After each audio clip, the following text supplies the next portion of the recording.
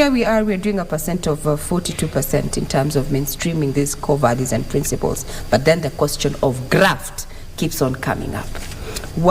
From where you sit and giving this scope of this particular report that we're expecting on Friday, counting the cost when it comes to graft in regard to, having our leaders, or rather governance led by, morals and value, corruption issue, how do we tackle that?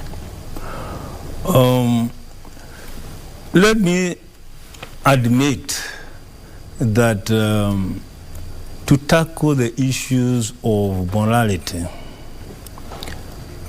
because without observing the values and principles, that is the doctrine of the rule of action, then if we miss that, we go astray. And that's why I started by saying you have a dilemma between what is good and what is bad, what is desirable and what is not desirable.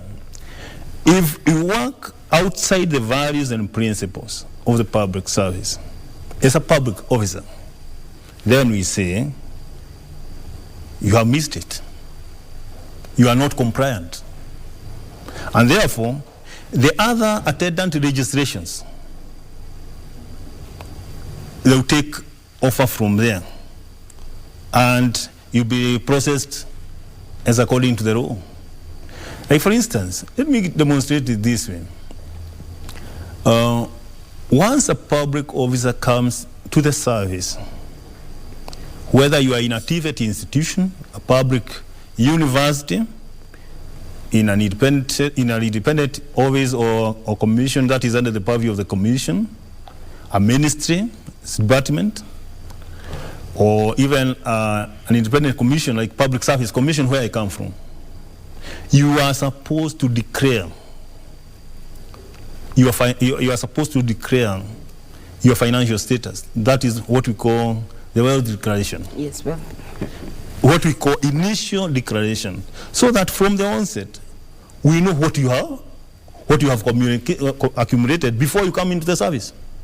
Now, as you go by, it will be demanded of you to declare after every 2 years. That is what we call biannual declaration, so that progressively you can be tracked.